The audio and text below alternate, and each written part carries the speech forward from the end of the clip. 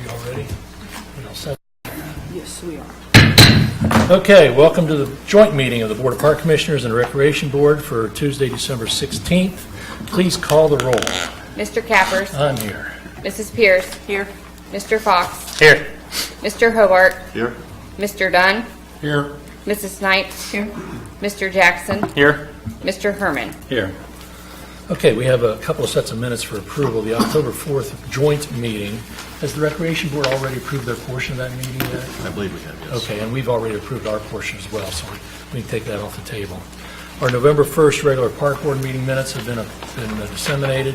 Are there any additions, corrections, or deletions to those minutes? Hearing none, I'll entertain a motion to approve those minutes. Motion approved. Is there a second? A second. All those in favor signify by saying aye. Aye. Approved. Mr. Drake, good afternoon / good evening to you. Yeah, good afternoon. Okay, do you have anything to add to your report, sir? I would add that all the utilities are in for the Archer Park restroom project. Oh, glory, hallelujah. Yeah, sewer and water are in. Want to also thank Tom Parson and his crew. Mr. Carnan, that lives right next to the park entrance off of Governor's, actually wrote a letter commenting on how professional that whole crew operated during that install. So just thank you to them, and then Brian Free and his crew as well. All the electric is in, the electric panel's been set, so we're ready to go as far as utilities. Permits are being acquired now, and as soon as those are in and acquired, construction could start as long as weather holds out yet here in December. So Good. things are moving along Ken, really well. I think that restroom out there is something that your programs have been long requesting also. So that's good news. Yes. Good. Okay, great. Any questions for our park superintendent? No. Anybody? Okay. All right. Mr. Seiler, your report, sir. Is anything in addition to what you've already disseminated? I'd just like to add that we're in full swing at the arena for our winter months programming.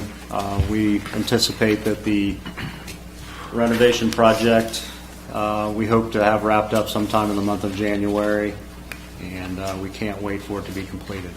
I bet. And I also want to thank Jeremy over at the Parks Department. They've really helped us out for the last 8 or 10 months with storage of a lot of our equipment, supplies. It's only that we really only 10 years.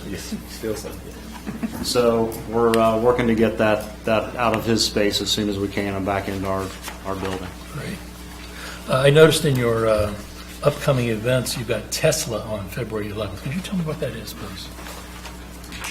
Tesla is a 80s/90s rock band. We had them back in 2015, and the event sold out. We anticipate we'll sell out again. Okay, thank you. I was looking more like an automobile or something like that. Any other questions for Mr. Seiler? Got anything? No. Okay. Mr. Green, good evening to you. Good evening. You have anything to add to your report, sir? I do not. Okay. Just a minute. Let me see if I've got any. I don't have any. Anybody else have any questions for Mr. Green? No. No. Well, thank you. You're going to stick around, right? Yeah. Okay. I don't have anything to report from the Planning Commission side. There was nothing really addressed that requires Park Board input on Planning Commission. So, old business, the advertising signage. Mrs. Knight, do you have any report yet from our law director? Okay.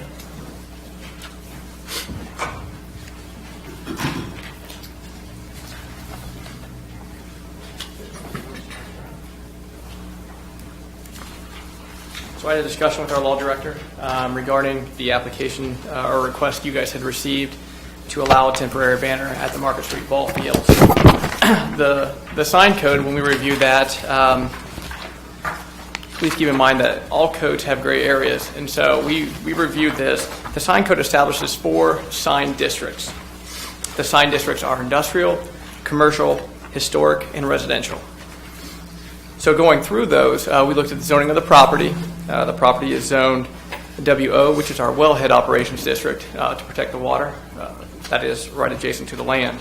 And the zoning code allows public parks in the wellhead district and also in commercial districts.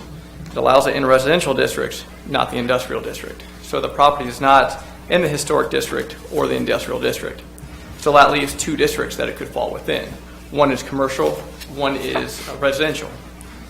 So, as the property owner, the park board, of course, you have the right to deny the request as it comes forth to you. From the sign code, should the park board feel that the property sits within the residential sign district, then temporary signs would not be allowed. If we feel that it fits within the commercial district, then it could be allowed under the following provisions. It would only be allowed one sign at a time may be permitted. The signs may be up for 28 days in the calendar year, and that is it. They have to be attached to a building, and the building is defined as a covered structure, which I believe on that property probably only leaves the baseball stand for the reporting and the announcer stand. Those are the code requirements they would have to be. So in summation, the park board really has three choices if you break it down. One is to deny the request of the property owner. Two would be to deny the request by determining if the property falls within the residential sign district. Or three would to allow one sign for 28 days that must be attached to a covered building. And just to be clear, it cannot be attached to a fence, anything like that. It has to be a covered building by determining that it falls within the commercial sign district. Any questions, Mr. Davis, while he's up here? Okay, thank you, Mr. Davis. Thank you. This matter was tabled at our last meeting. We'll have to have a motion to take it from the table, if you would, please, if we want to further discuss it. I so move. Second. There's a motion, a second, to remove this matter from the table. All those in favor signify by saying aye. Aye. Opposed? Okay, it is off the table. Now, further discussion. We've heard from law director's report to staff concerning the signage. Do we have any other issues we want to talk about here on this matter? I have a question. Was there any stipulation about size of one sign? You're talking to Mr. Davis? Yeah, it should be in the memo on the second page. Okay. They were allowed a maximum of 48 square feet with no there it single is. face exceeding 24 square feet. Okay, I found it. Thank you. Well, my thoughts would be, I wouldn't consider that in a residential district. So, personally, if we're going to discuss what district it falls into, there's no houses directly next to any of those fields. So, I would think we'd have the option to approve it if we want. Since it would, I would consider that commercial as opposed to residential. Let's see. I'm sorry. We have Cindy Keenan here from the Troy High School Softball Parents Association. Ms. Keenan, did you want to be heard? Yes, I may. Come forward, please. And for the record, would you give us your mailing address, please? 66 Countryside Drive North. And that's Thank you That's for- outside the city limits, but within school district, right? Yes, I have 2 children currently at Troy. I have twins, they're freshmen. My daughter is a softball player. She will soon be trying out for the softball team. Okay. I'm also a member of the Troy Softball Parents Association. I'm on the board. Thank you for this opportunity. We submitted the letter to you originally, and I wanted to take this opportunity just to kind of clarify a few points on that letter, and hopefully that will help in your decision today. The purpose of the banner that you are asking for is just to strengthen the Softball Association, only because we do have certain needs for the girls. There are field needs that are needed for softball. There are field poles, there's attachments for the windscreens that cost money. And we can only raise by fundraising. The fundraising, of course, everybody is doing fundraising right now, especially during the holidays, so we have a lot of competition. We are one of those few sports at our schools that we cannot get a gate fee. We're an open gate fee, and of course, we're on your property. Nor can we have a fully functioning concession stand. So we are limited as to the funds that we can generate for our girls. We also are trying to provide batting helmets for the girls, safety equipment, catcher's gear, things like that, that these girls need to compete and compete safely. In terms of the banner, it is not definite that we're asking for it to be attached to a fence. Learning that it can be attached to the building, that's a fantastic idea.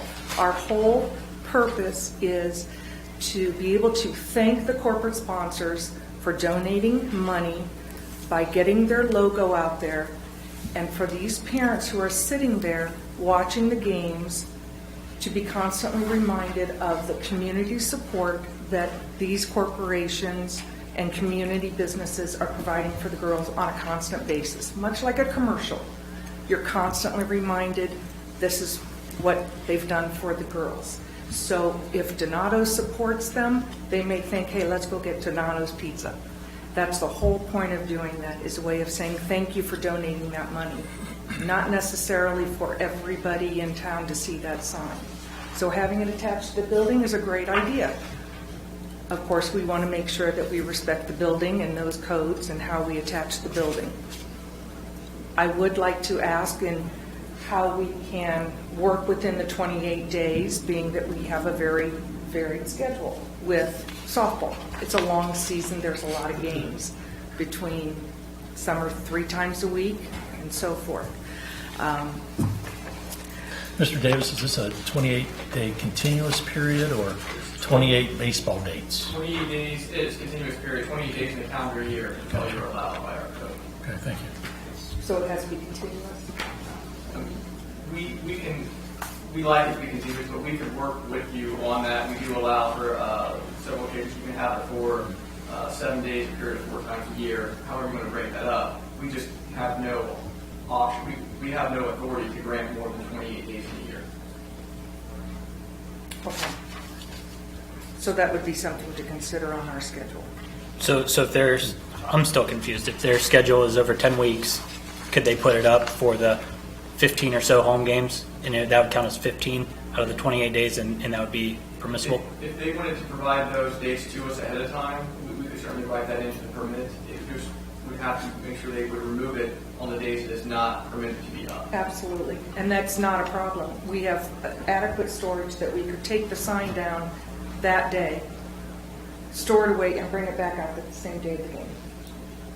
So that's not a problem at all. We're more than So willing your to do request then is just for on game day to put up a sign honoring your sponsors? that. Exactly, We've done that before. exactly.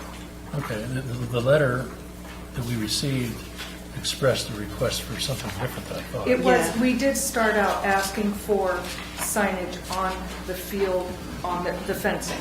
Right. That was our ultimate goal, but we do understand the restrictions involved, and that's why we wanted to work with you and modify it so we can, so it's a win-win for everyone. So you're amending your request then to provide for Absolutely. signage just on game day? Absolutely, whatever we can do For to that get to the 28 goal days. for these girls. Right. Okay. Because when varsity is away, JV's home, so it'll just be up to you guys to decide which 28 days you want to. Right, I would definitely submit the schedule for the freshman JV and varsity home games, and as Mr. Drake suggested, work within that. There's an application process, and with that, we'll just ask her to put the dates on that, so we can put that on the permit, so we can work that out. So do we just need to decide whether it's residential or industrial? Is that No, what? we can go ahead and decide right now to go ahead and do it That's if we okay. want to. You have anything else, ma'am? No, thank you for your Okay, time. thank you. We don't want to do that all the time. No, I don't think so. Well, this changes the game, in my opinion, and as far as I'm concerned. If they're asking for a game day advertising only for their sponsors, I'm okay with that. One of the things we're concerned about is that we are stewards of the public trust. You know, we have a lot of community members and citizens that take a look at that, and it's a public park, which it is a public park. You indicated yourself, you understand that it's a public park. People can use that park, by the way, even though it's used by the Softball Parents Association for whatever they want to use it for, and that's perfectly acceptable. If this were school property, for instance, we would have no say in that. You can advertise all you want to under the Board of Education's provisions. So what we did some time ago is we decided that we're not going to permit any commercial advertisement on public property except in extraordinary circumstances, because we didn't want to become a organization that permitted a lot of signage that would be eye pollution to the citizens that pay for these things. So I hope you understand that, and I would make a motion to go ahead and approve the request for signage to be put up and taken down on the day of any games, 28 games max on the temporary signage permit. I'll second. Okay, any further discussion? Nope, I was in favor of it. Okay, all those in favor signify by saying aye. Aye. Opposed? Okay, it passes. Valerie, did you get that okay? Yes. Okay. Thank you very much. Thank you. Okay, next matter on the agenda is a matter of new business, Operation Recreation. We have a presentation today from representatives, Operation Recreation. Who comes forward here? Would you please state your name and residence address, please? Certainly. Bobby Phillips, 2610 Amberley Court, City of Troy. Also a city councilman and president of the Miracle League of the Miami Valley and chairman of the Operation Recreation Committee. Why are we here? Several months ago, Operation Recreation came before this body, and I want to thank the Park Board and the Recreation Board for allowing us to be here and hearing this proposal again.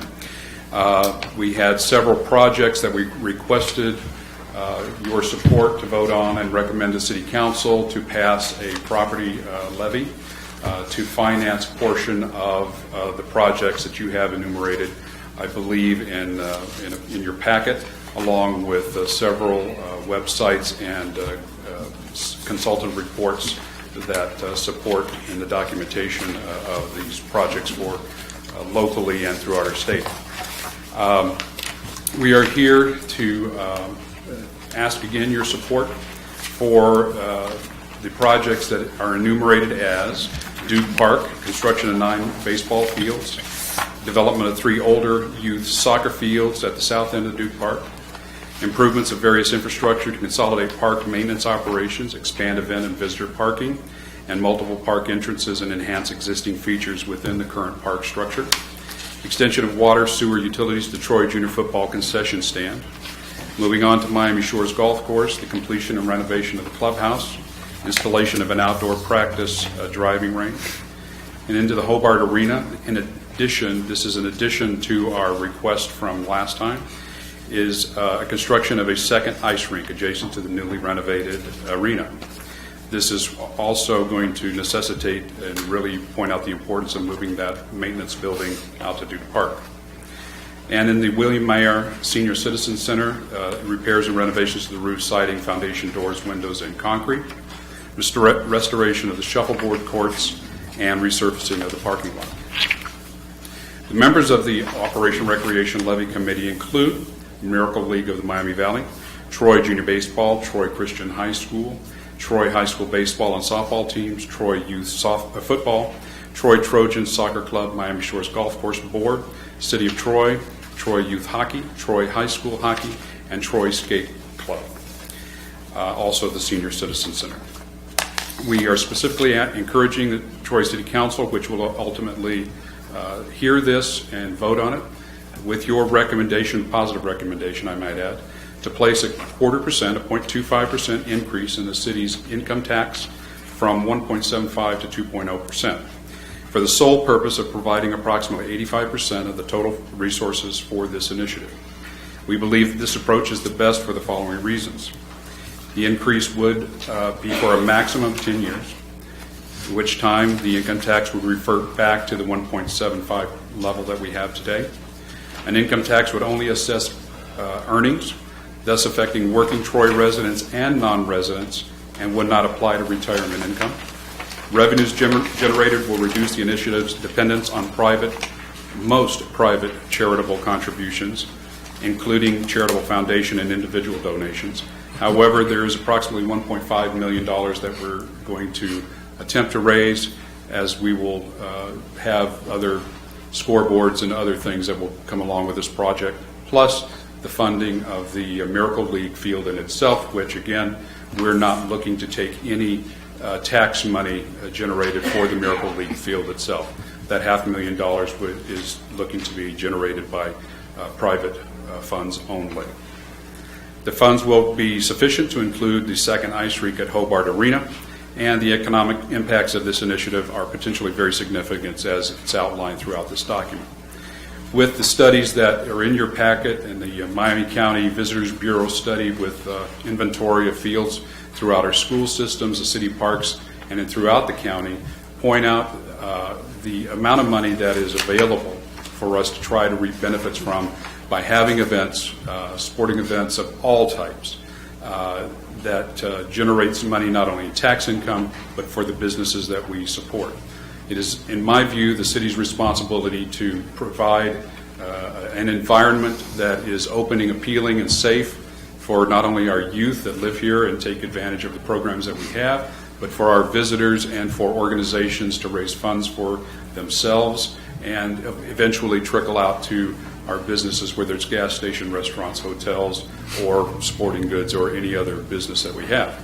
And potentially that figure that goes out into our communities is literally millions of dollars locally, not just within the county, but locally here to Troy and our immediate surrounding areas. Excuse me, I have a very dry mouth with this sinus thing. Several of the organizations are going to talk behind me here. We are represented by 13 organizations that I've outlined, which joining us were the Troy Youth Football and the 3 ice skating groups in town. We are very enthusiastic. Our last meeting, we had over 24 members of the organizations present, encouraging the mayor and the city to get really behind this and go big, because it is important for not only, like I said, our youth here, but for our economic environment.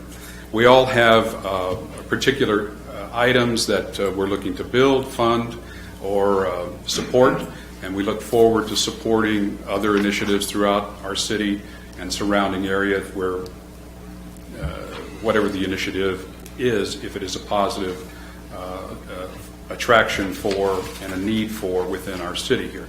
So we look at other organizations that are going forward in the future to support those efforts that they may have in building other items or adding on to different initiatives and that sort of thing. So we're looking forward to supporting them also. So behind me, I believe there's a representative from Troy Junior Baseball. Is that correct? Becky Parr. She's going to be the first person to come up and talk on behalf of Troy Junior Baseball. So thank you for your time. Once again, this is not a public hearing.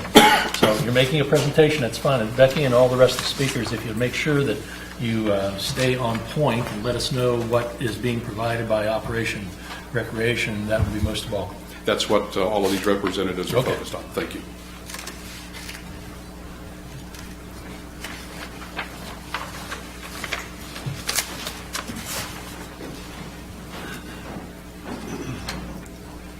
Name and address, please. Becky Parr, 860 Hickory Lane in Troy. I'm here representing the board of Troy Junior Baseball. We support over 500 children each year playing baseball, all the way from T-ball 5-year-olds up through teeners. I think everybody's aware that we've had problems with the fields repeatedly flooding at New Park. The benefit for the levy would be for new fields where we could play at Duke Park and we wouldn't have problems with the flooding. Troy Junior Baseball Board fully supports the levy. Thank you. Thank you. Is there anyone else that's part of the presentation? Good evening. Thank you for the opportunity to speak on behalf of the Troy Christian Schools today. My name is Jeff Sakel. I reside at 818 Claymore Court in Tipp City. I am presently in the 3rd year of being the athletic director for the Troy Christian Schools. Prior to that, I had the distinct honor and privilege of being the athletic director for the Troy City Schools for 10 years. Although we are a very small part of the total scope of the project, this project is extremely important to our student athletes. As an athletic director and a school system, you always strive with your facilities to make sure that they are safe and as functional as possible for your fans, patrons, and student athletes. Being a neighbor right next door to Troy Junior Baseball, we obviously run into the same problems that we're only one flood away from wiping out an entire season. Obviously, you strive to make sure that you have a balance in your schedule of providing your student athletes with the opportunity of playing at home as well as on the road. Approximately 2 years ago, we made a significant investment in upgrading the fields, both softball and baseball. And unfortunately, after the season was done, Mother Nature took care of us with a flood and obviously wiped out the majority of the work and renovations that were done to those 2 fields. We presently have an agreement with the Miami County Parks in that we take care of all the maintenance inside the fences, such as cutting the grass, field maintenance, lining of the fields, etc. We would certainly be in a position, if needed, to provide that type of assistance, with a field or 2 with the new project. Certainly, we're quite a distance away from making those type of decisions in terms of field assignment, etc., but we would be willing to do our fair share if needed. Also, I'm not the sole decision maker on this, but our board has discussed the project along with our superintendent, and the Troy Christian Schools would be in a position to make some type of financial donation, towards the project. That obviously will be decided upon with our superintendent and our Board of Education. Thank you again for the opportunity. I see that the draft of the recreational amenities shows a foundation of private pledges of $1.1 million. Is that coming from Troy Christian Schools? I wish I could write you the check today, Mr. Capron, but unfortunately I can't. All right, well, thank you. Thank you. Is there somebody that's next in the presentation?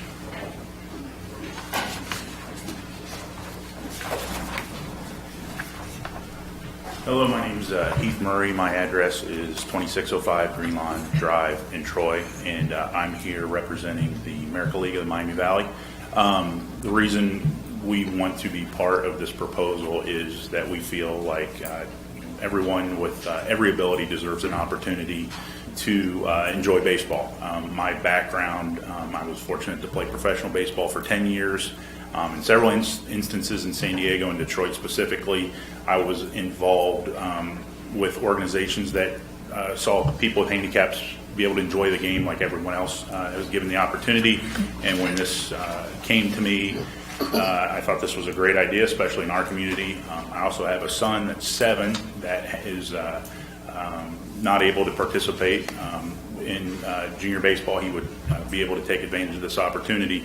Right now we're relegated to hitting balls off the tee and running around the backyard. So this would be great for him, as long with other people of other ages. Really what we need is just a space to put the field. As again, you can see in there that if the additions are made to Duke Park, our portion would be raised on our own, and be able to put this field in there for everyone with all opportunities to take advantage of. And the figure that's been bantied around is like $500,000 for the field. I think that somewhere. Is that part of the $1.1 million that we're looking at here? Is that? Yes, it is. So that's $500,000 for the Miracle League field that you guys are using just for that.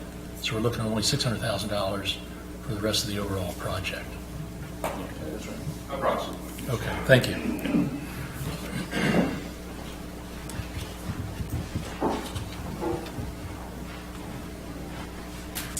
Hello, and thanks for the opportunity. My name's Kathy Slack, and I'm 71 years old and been a member of the Troy Skating Club since I was 9 years old.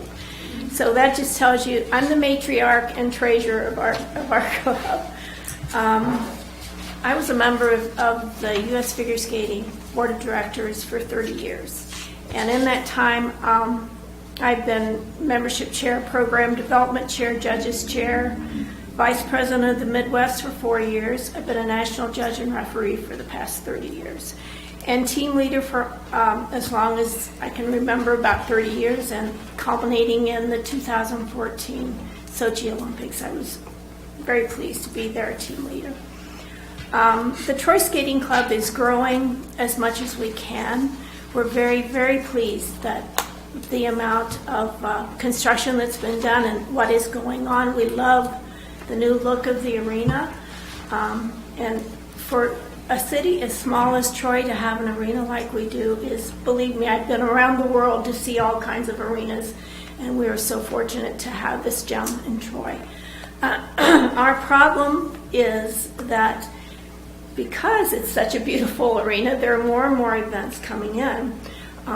Their arena is now down. Kettering Ice Arena, we're not sure if it's going to stay. There are several other places that do exhibitions and events, and we're not sure they're going to stay. And it's just going to continue to have more and more events. As I think Ken can already tell us that has already started, that he's had lots of calls for events. Every time there's an event, the ice goes down, which means we're trying to run a program for young children, hockey skaters, adults, bridge kids, junior skating kids, and we're down 3 days a week. And it's very difficult to continue to run a program that substantiates what we're trying to do. We have been asked, and in 2010 and 2013, we ran a competition that had 1,200 skaters come in. And it ran for 5 days, and it brought $2.2 million into the community. And that's not just our community, because we had to go outside for hotels and other things, but we had to have lots of rooms. And it was phenomenal. So we ran it in 2010, and those were the numbers from 2010. 2013, I did not get numbers from. We had even more skaters. They want to come back, but it now requests they have to have 2 ice surfaces. We have a sectional competition. We have a regional competition every year. We have theater on ice. We have multiple other competitions, but they all require 2 ice surfaces. We don't need another arena. We need an ice surface. We need a place where that is dedicated to skating, and where we can bring in coaches, good coaches that can make money and provide for their family here without having 2 or 3 jobs. And not being off the ice April and May, or half of September and most of August, because 8 months out of the year doesn't provide for a family. So we have people that want to come back and coach here, and they're very good coaches, they're national coaches, but until we have another rink, they won't think about it. So what we're asking is that we have another ice rink, so that our kids have enough time to practice. We can grow our programs, because there are many programs we want to start. We want to start a synchro program. We want to start a theater on ice program. Speed skating is something that's really building as well, but we don't have any time. In fact, we don't have any time for any of the kids to do any extra skating. They're going to Springfield to get extra time, and an ice rink there. I think that's about it. Kathy, can you answer a question for Sure. me? I would be surprised if we are not questioned ourselves as to, if we approve this, why we approved it, if we have continued as a city to subsidize the Hobart Arena for years. And with the second sheet of ice, are we not putting further subsidies in it? How do we answer that question? Well, I think there probably would be extra subsidies, but I don't know. If we go down to this arena, the rink that's just a rink instead of an arena, there's a lot less overhead, I'm sure. The ceilings aren't nearly as big. We're not going to have nearly as many employees on that rink. And I'm calling it a rink because that's what it'll be. It won't be an arena. It's just an ice surface. Has anybody done any pro forma on the maintenance cost versus the income that will be derived? No, I do not have that. We're going to defer that, all the financial information to Mr. Tiverton. He'll be able to answer those questions. Does Mr. Tiverton know that? Yes. Okay. He knows it. He knows that now. But you don't know that now, and you're asking for approval of this from these boards. Exactly. Okay, thank you. Thank you. You guys, if anybody has any questions concerning these presentations, I got them. Do you have anybody else that wants to make a presentation? Hi, I'm Tamara Baynard Ganger with the Troy Senior Citizen Center, 922 Branford Road, Troy. I'm sure all of you are very familiar with our beautiful building. Well, it does have some aging issues. We need, as you have heard, we need some capital improvements to the building and to the grounds, and this levy would definitely help us out a whole lot with making that happen. And it is a beautiful center here in Troy, and it's used not only for just our members, but we have other people that come in and use the center too, or we have open activities where we have other people come in, like Lifeline screenings. We have other health fairs that happen in there. Our congregate meal site, which is also open to the public. And so not only is it serving just the senior citizen members, but also other people in the community too. And I just want you to confirm a point for me, if you would, that the exterior of the structure is responsibility of the park board / the city. The Yes. interior, however, is maintained by the Senior Citizen Center Association, right? Mostly, yes, we do, and I write grants, and then also the city is very generous. Jeremy is very generous in helping take care of things that happen in the center too. But like with the floor, we put the floor in the center, and we've done a lot of improvements in the center too over the time I've been there and prior to my time. Okay, thank you. Thank you. Thank you.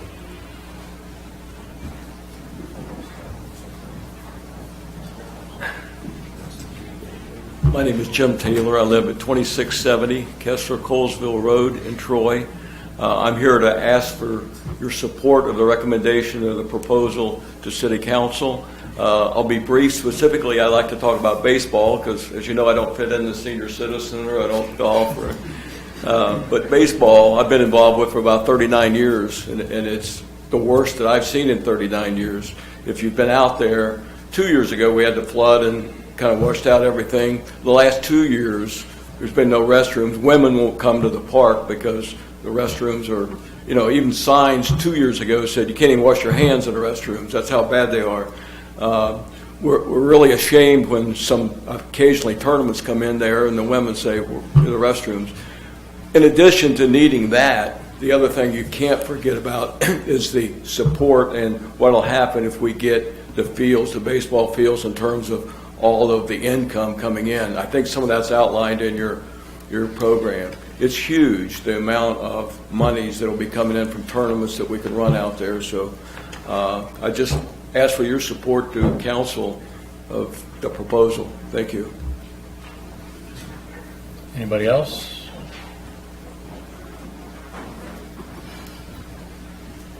Hi, Jeff Waite, 1688 Paradise Trail. I'm here representing the Trojan Soccer Club. I ask for your approval and recommendation for our recreation proposal. I can speak specifically on the benefits to the soccer program. Last season, we had one full-size field, that's 11v11. We had at least two different clubs that used the 11v11 field, which we also have to have practice time for the other teams that come in. So there's a big need right now for additional fields on the south side of Duke, as well as parking. Parking's a big issue. I'm the field coordinator for the Trojan Soccer Club, and we can only schedule one game at a time on the south side due to the parking. So the proposal to add the full-size fields and parking would be greatly appreciated. Thank you. Thank you.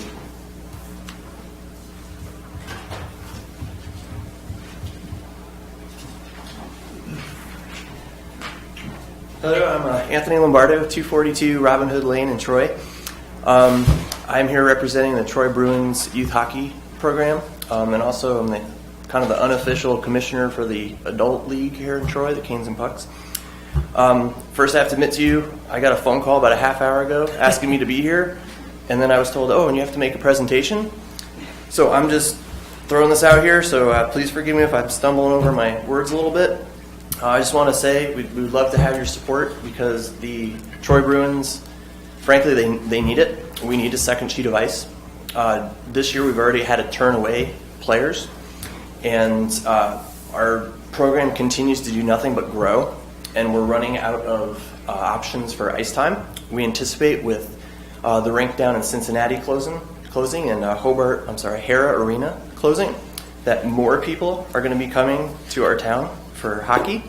There's also rumors that Kettering is going to be shutting down here in the future. So that's going to be an even greater demand for ice time in our area. And so with that in mind, we really request your support so we can start giving more ice time to what's really important. I'm a teacher, so I have to say what's really important is our kids. So thank you. Okay, you were only here, you know about this a half an hour ago, but I'm going to ask you a tough question. Sure. That's going to be asked of us. Okay. You represent the hockey team, so to speak, the junior league? The youth hockey organization. Youth hockey league, okay. Are all the participants from Troy? No. Okay, so there's some participants that aren't from Troy. You mentioned people coming up from Cincinnati, Dayton, et cetera, none of which pay Troy income taxes. How do we respond to people saying, why are you making these improvements for these outsiders to come in and use our facilities? Tell me about that. Understood. And again, I'm not prepared to answer that as someone with no financial background. Talking about Patrick Tedderington, right? Sure. But what I can say, just as a hockey player and someone in the organization, I can tell you that we would love to have tournaments here.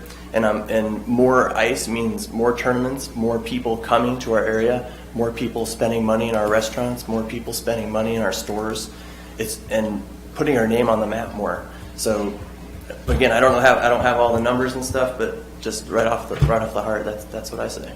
Okay, thank you very much. Sure, thank you. Anybody else as far as the presentation? Do we have any questions for any of the presenters while we're still here? Or just for the presenters? Are we going to have discussions of both? Most certainly. I'd like to ask a couple of questions first, though. Anybody have any questions of the presenters? Mr. Phillips, if you don't mind coming and taking the podium for a minute. Sure. I see the presentation. I've heard the presenters, and I have a question. Okay. In the very first go-round, when we're talking about the real property tax, you had made a commitment for personal pledges, I believe, of $4 million. Yes. I don't see that here. Correct. What happened to you, and why aren't we seeing that here? After reworking the numbers on an income tax level versus a property tax level, the income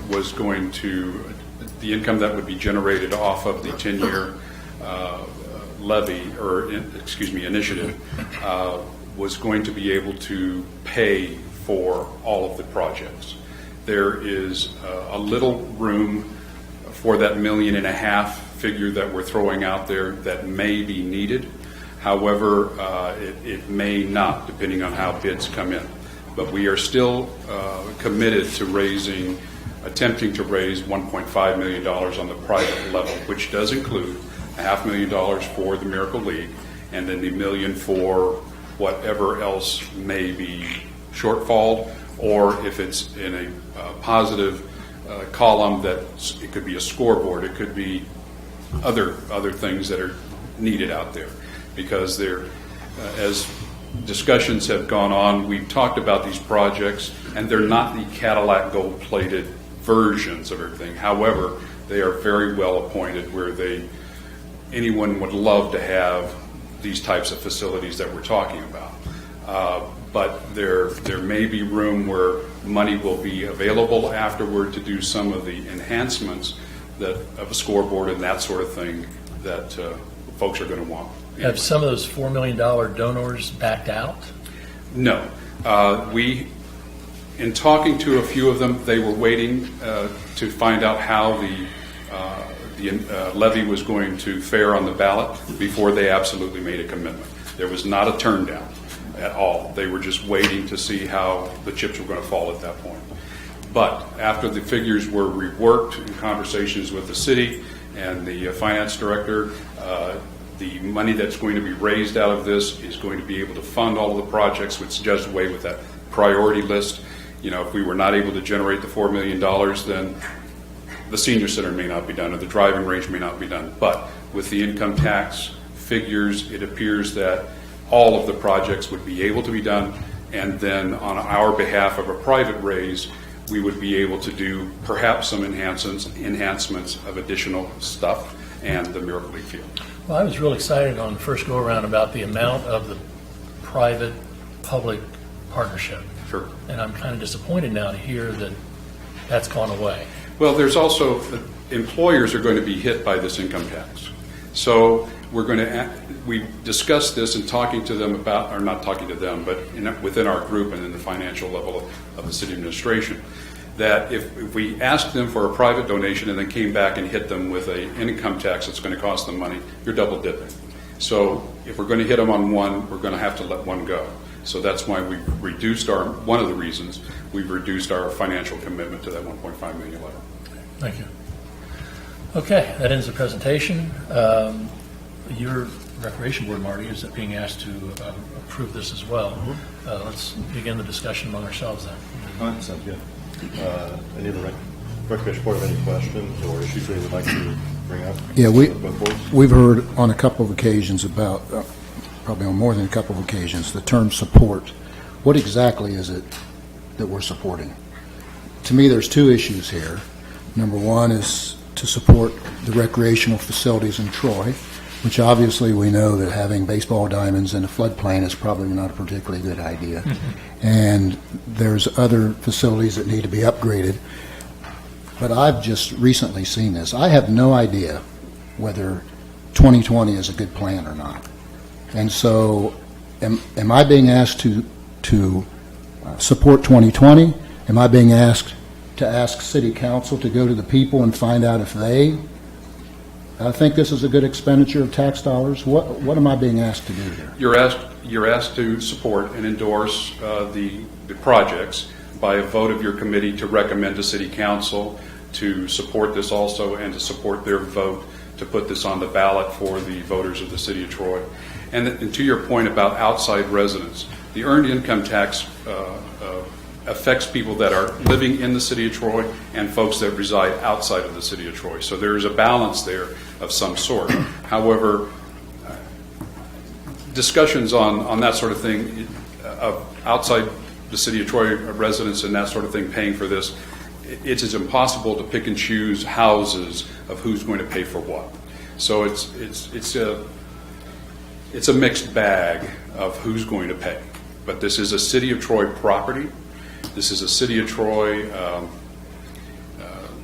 ownership, and asking folks on the outside, we'd have to go to other governmental agencies to get their support if they were going to initiate some type of levy or other form of raising money on the outside of our city limits to do that. So this seemed somewhat of an equitable way to attack inside and outside folks and that sort of thing. But that, to address your point, Mr. Dunn, I hope I answered your question. Mr. Dunn, I think that to answer your questions, we're asked to support a 0.25% increase in the income taxes to support the recreation amenities in the City of Troy. Okay, I'll speak selfishly for a minute. Go ahead. So I spent my previous life begging people for money for levies. And frankly, that's one of the reasons I'm not doing that job anymore, is because I found that particularly distasteful. But whenever we did that, we had answers to every question that I felt we were being asked. And now I'm being asked to support something that I have no answers for. Doesn't mean that I'm against recreational facilities, because I'm not at all. But I'm not going to lie, I'm going to struggle with saying this project is something that I say is a good project, because I have no idea if it's a good project. We should ask the City Council to put this to the vote of the people to find out if they think it's a good project. I'm all for that. And that's what's being requested, is that we recommend to City Council to put that on the ballot. Is that correct, Mr. Phillips? Yes. Okay. Yeah. So if we say it that way, okay. Yes, please. So I also, like Mr. Dunn, believe that supporting recreation in our community is very important, and I see that the return on the investment comes by bringing people to our community.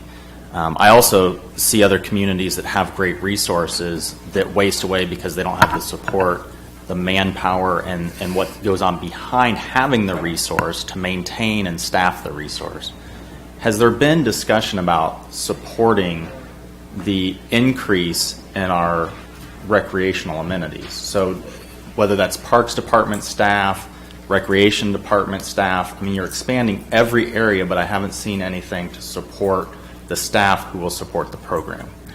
I can mention from the Park Board status, there has been a request for budgetary consideration if this were to pass for another full-time employee, which our park director says that he could handle the additional work. In addition to that, we'd be going back to the partners that have already presented here today for the purpose of making agreements with them concerning the maintenance of the properties, including the mowing and the landscaping and things like that. Is that correct, Mr. Drake? Correct. Only one more person would be We- good. Full-time. Well, yeah, one full-time person. There has been discussions for over the last year, as we did in the original presentation last go-round, of operational partnerships. As Mr. Sakel has indicated with Troy Christian High School, that could be potentially a very big dollar amount that could go into these projects, plus Troy baseball, Troy soccer, Troy football, with their operational mowings and field outlines and the other things that go into it. They're looking to not only cut their budgets at the facilities, particularly Troy Junior Baseball at New Field, their operational costs because of the lack of, or the no need to rebuild things after every year, that money will be focused more into these fields and that their contribution will probably be greater. But those partnerships and agreements are absolutely in the works to offset the park or the maintenance department's staffing, but seasonal staff and one additional person have been talked about.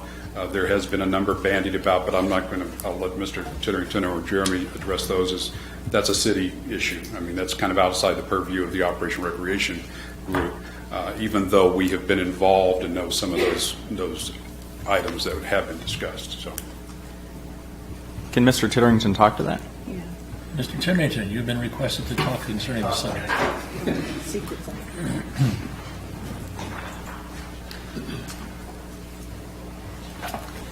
So the whole issue of operating subsidy, even though I'd like to make a comment on the word subsidy, it's important. I know that word is bandied about because the way our accounting structure is with the city, and because we have so many different amenities, we do segregate per the state auditor into different funds. And so when we make contributions to those other funds, such as the arena, they are done as transfers from the general fund. And so over the years, they have been referred to as subsidies. If we are guilty of having a subsidy, then every community is guilty of having a subsidy, because Parks and Recreation is part of your basic core Ohio constitutional obligations of providing for the health, safety, and welfare of the community. It's up to the individual home rule communities to decide what level of quality of life and what level they want to take care of the welfare of their community. They can do that in a number of different ways. They can do it out of their general fund income and other revenue streams. They can increase fees and try to balance that out. They can use any number of combination of ways of handling this. But the idea of this being a subsidy really that's a misnomer. It's one thing if our water and sewer rates were not sufficient to support those business enterprise operations, and the general fund had to subsidize those operations. It's quite a different thing to provide whatever level of quality of life, park and recreation amenities through our general fund and our general resources into whatever areas of parks and recreation that we want to. So I think that's important to understand, and I know we've got a lot of educating to continue to do, since we do try to do that, provide that education from time to time. In the case of these additional amenities, a couple of things at play. Number one, in 2008, the region, the state, actually the country, went through this, I guess, the second Great Recession, if you will. During that time, we did the directors, including the Parks and Recreation departments, did a wonderful job of balancing staffing, ongoing costs, maintaining vacancies, reducing staffing, to keep a core level of service, and I think they've done an excellent job at maintaining those services, but recognizing that resources were tightening up, and we stayed ahead of it. We didn't have to lay anybody off, and still be able to maintain our service levels. Again, Parks, Recreation done an excellent job in maintaining those services and actually service increases as we've grown as a community at those 2008 and beyond levels, which have been smaller than they were prior to 2008. Having said that, we've known for the last couple of years that particularly with the riverfront development, as well as these new initiatives that either are coming next year or within the next 5 years, that we need to continue to address staffing levels in these areas if we want to keep up the high quality amenities that we do provide. And so we've had conversations. We have nibbled around the edges, if you will, up to this point, increasing temporary staffing to help. The budget was just passed for 2017 last night, and it includes $25,000 more for an outside tree contractor, for example, to free up park staff maintenance time to get to the regular maintenance and let an outside contractor who's an expert and has those resources to concentrate just on tree removals. For example, those are some of the examples that we've been doing, we'll continue to do. And we also recognize, as the chair, park chair mentioned, that full-time staffing is the next step. We have been looking at it. As a matter of fact, one of the interns that's going to be coming in is going to start looking at a little more detail operationally and some of the maintenance requirements to make sure that the timing is right when we need to add that full-time staffing. And so that is a commitment, long-term, medium range, short-term, not long-term. I don't want you to think it's another decade away. It's a guarantee, right? No, sir. I want to reiterate that for wherever the camera is.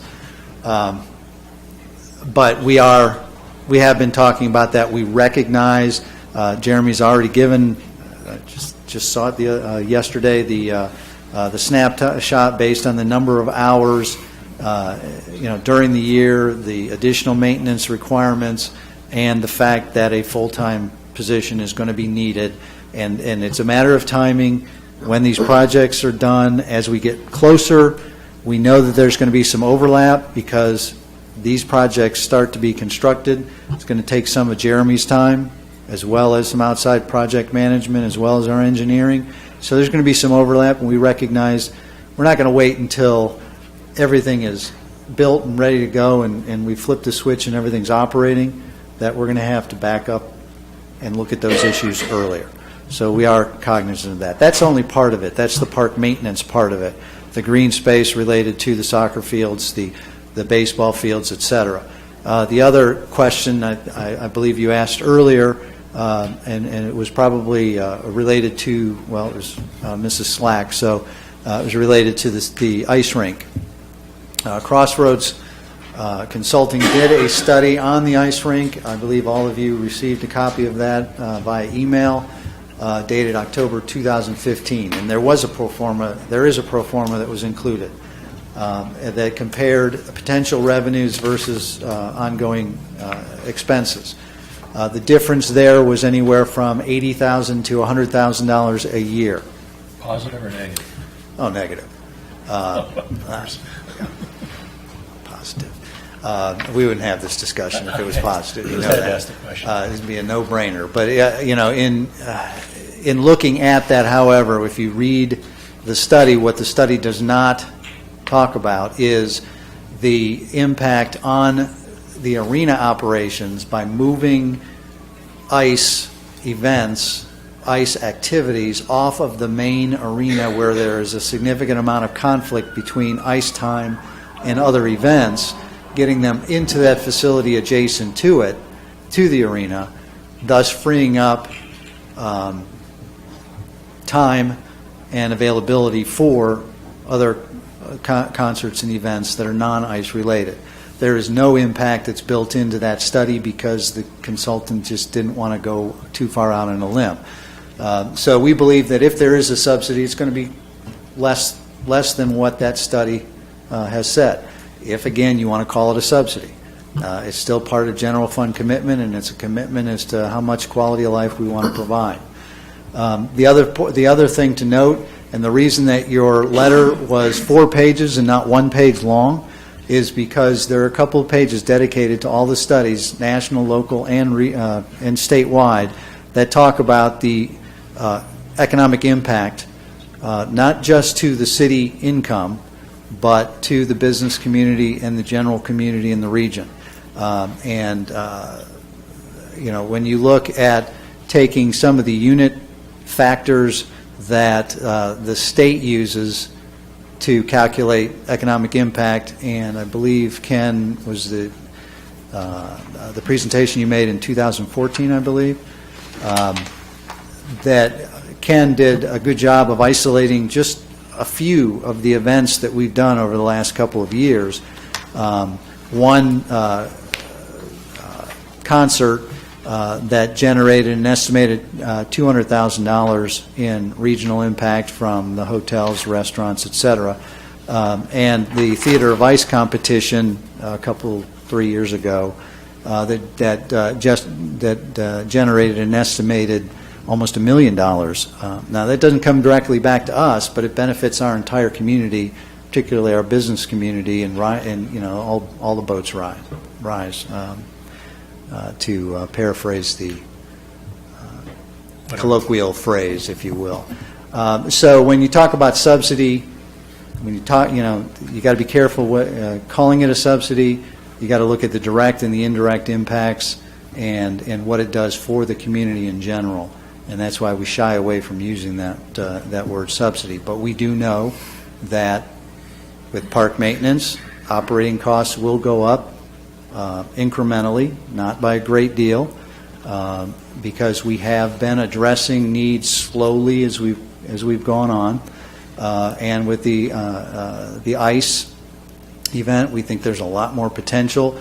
It's just not entirely known yet what that additional revenue impact is going to be, but based on the study, we'd expect anywhere from $75,000 to $100,000 in additional operating staffing costs in excess of a rather conservative revenue estimate.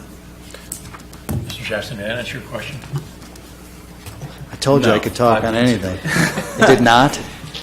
I think maybe to the extent that the information provides to you at this time. I think the unfortunate part is that going into this, I think that, and I don't want to speak for Mr. Green, Mr. Seiler, and Mr. Drake, but I would be concerned that I was going into it without a commitment to staffing. You're talking about a desire to commit and some ideas of how to commit, but I would want to see that if I was adding a driving range, that I had a staff to be at that driving range, or if I was adding X number of acres of park space, how much each acre requires in manpower.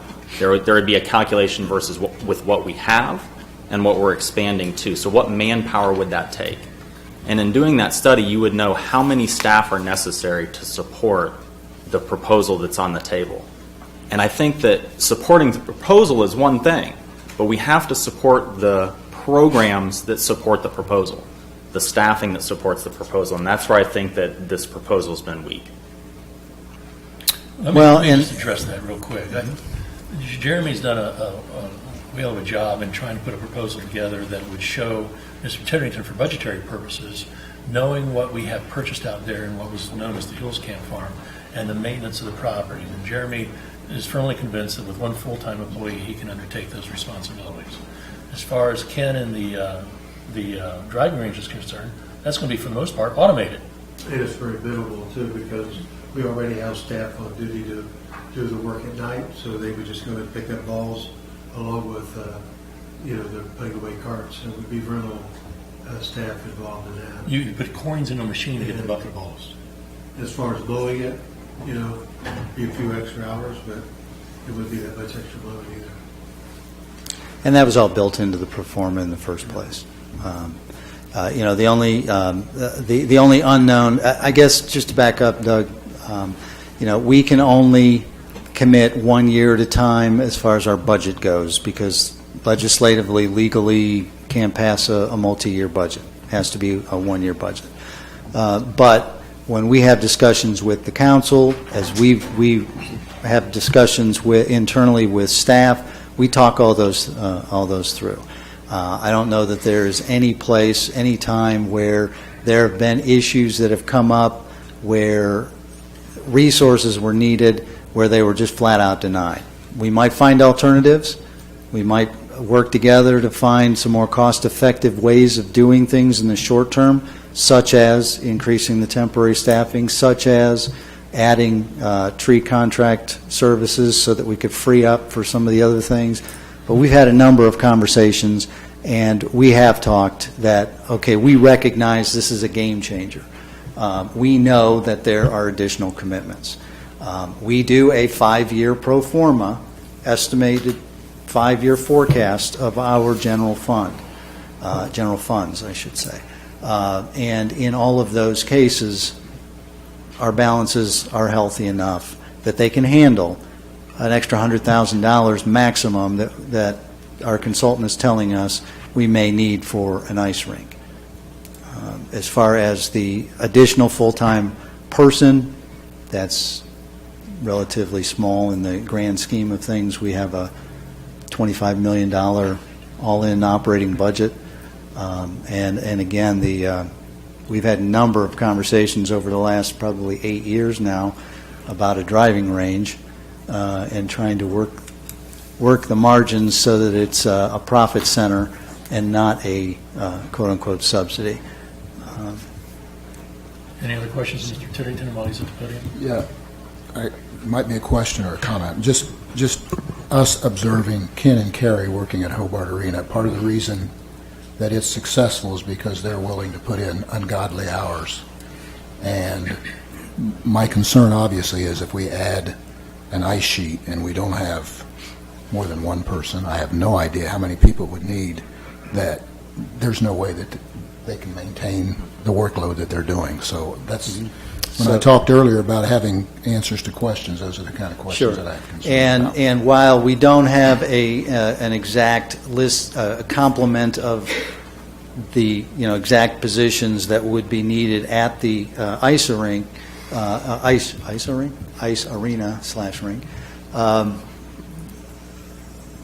in that report, if you drill down, they do include some additional staff event planning support, which can then also be used to help at the arena. There will be some crossover, obviously. Now, I neglected to say that we've already had discussions that you've been involved in, Mr. Dunn, with the arena staff about their expanded activities once this $9.6 million project is finished early next year. So we're already talking about that, looking at those, and recognizing that additional support. But we're not talking about $1 million worth of additional operating support. If it wasn't manageable, if it wasn't negligible in relation to the long-term impact of these investments, then we wouldn't be here having this discussion. Any other questions, Mr. Tittington? Just a quick question. For the 10-year and the 5-year, both of those are suggested 0.25% raise, right? Yes. Any other questions, Mr. Tittington? Okay, thank you, Mr. Tittington. Any further discussion? I'll take the ball and run with it. I had kids that played basketball. I had kids that played soccer. They swam. They did a lot of things using our park facilities. They played true junior baseball. I'm firmly committed to the recreation aspect of this community. I wouldn't be here if I weren't. I'm disappointed with the amount of private contributions that seem to have gone down since the last go-round. But that being said, I think that it's time for the citizens of this community to step up, and a tax levy is a good way to go about doing that. It's been a very long time since the citizens of this community paid towards recreation and parks. I don't know when and if they ever did, going back to when Hobart Arena was built, probably. And at that point in time, we've always looked to our Sugar Daddies, the Troy Foundation, the Hobart Brothers, the ITWs, the Hobart Corps, and those type of things to help fund these arrangements.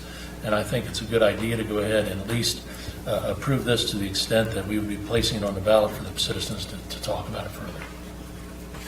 So that's my thoughts. So I have one concern or question is the levy didn't pass this past fall, and now it's proposed to add $10 million more to the levy to fund. It wasn't even on the ballot. We took it off the ballot. Took it off the ballot. I say we, it wasn't me. But what happened was That's right. You remember that? Yeah, thank you. Okay. So anyway, we're going up $10 million from the prior plan for the ice rink. And I got the packet yesterday, and I admit I didn't read through it at all. Thank you for sending it, Patrick. I do intend to look through it. But I would caution the Operation Recreation about the extra $10 million when Hobart Arena is getting $10 million upgrade right now. And nothing against hockey or ice skating. I don't mean to sound that way, but I would hate to see this levy fail because the citizens don't like another $10 million to go into Hobart Arena after $10 million is just getting spent on Hobart Arena right now. And I do want to look through the packet more and see and read all about it. But just getting yesterday, it wasn't enough time for me to do that. Just for clarification, this isn't money that's going to Hobart Arena per se, but it's a second sheet of ice in a separate building where the park building currently is. Okay. That's the focus of this. But it's ice skating and it's Correct. And it's hockey Right. that takes Right. place in Hobart Arena. I think the perception is it's Hobart Arena. It's going up right next to Hobart Arena. Right. I think it's fair to believe that people would think that.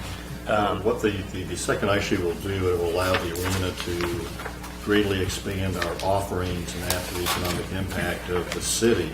For example, we have the Division II district wrestling tournament that goes over a weekend.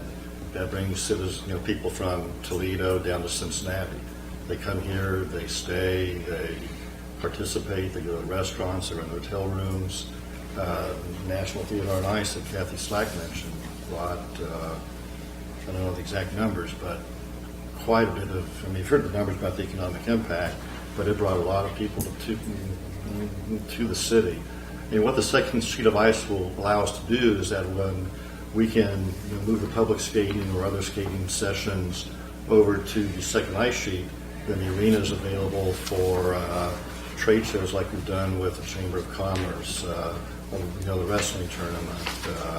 There are quite a few other options, and with the closure of some facilities in the area, I know Ken has been getting quite a few calls that we've had to turn down because we just didn't have the time. But the economic impact, in my personal opinion, would be very significant. Yeah, I'm not disagreeing with that. I'm saying there could be the potential that the whole levy could fail because we're adding $10 million more to it for the second ice rink. And I'd hate to see the baseball fields and the soccer fields and everything at Duke Park not be funded through this levy because of that.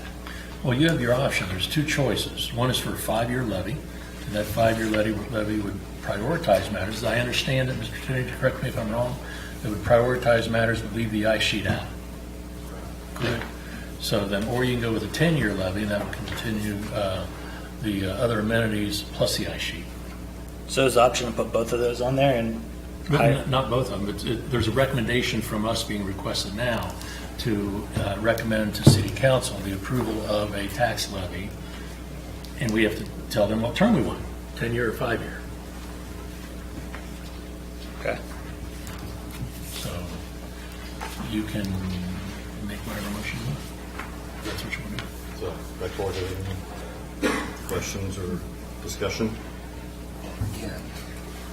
Again, I'm not in any position to tell anybody whether 5 years is acceptable or 10 years is acceptable. So I'm not sure how to relay that other than to say, obviously that's City Council's responsibility to determine that.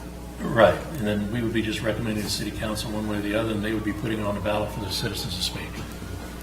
So, again, was it last time both boards could approve or not approve either of the Right. options, and city council could, we could approve the 10-year, city council could determine to put the 5-year on.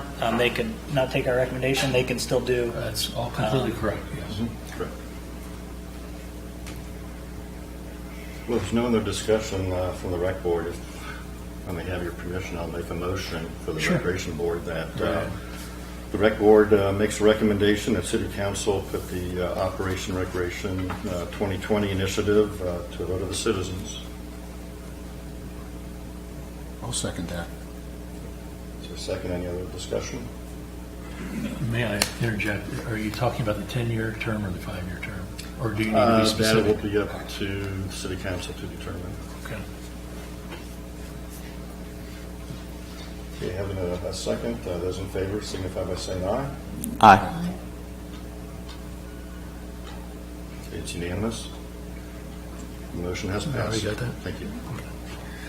Okay, now it's up to the park board. Anybody want to take a stab at a motion on that? I would like to make the same motion as the rec board, and not necessarily to put a support for one, the 5-year or the 10-year. Without having more time to read this packet, I can't support 10-year at this point. So you're just going to keep it open-ended? Keep it open-ended, let the city council determine. Okay. I'll second that. There's a second. Any further discussion? Okay, all those in favor signify by saying aye. Aye. Opposed? It's adopted. Okay, good. All right. Mr. Hobart, do you have anything else to come before the Recreation Board? Nothing for the recreation board now. We have one other item that might affect you. Back in April of 2016, we adopted a resolution indicating that the lot that's behind Lincoln Center was surplus, and the request to transfer that to the Board of Education. City Council has passed an ordinance permitting that to happen, but directing the Director of Public Service and Safety to go ahead and execute a deed to that extent. That property is the name of the Board of Park Commissioners, so I have been asked to sign the deed transferring that property to the Board of Education. This is a matter of information only. We've already taken action, but I'll be doing that here within this year yet. Okay? Valerie, if you'd just make a note of that was stated. Okay. Does the Park Board have anything else that they want to address? Gentlemen, do you have anything else you want to bring before the Park Board and Recreation Board? Mr. Tennington, do you have anything else you want to address the boards on? Mrs. Knight, you're his boss. Do you have anything? Okay. I move that the Park Board enter into executive session for the compensation of public employees. Is there a second? Second.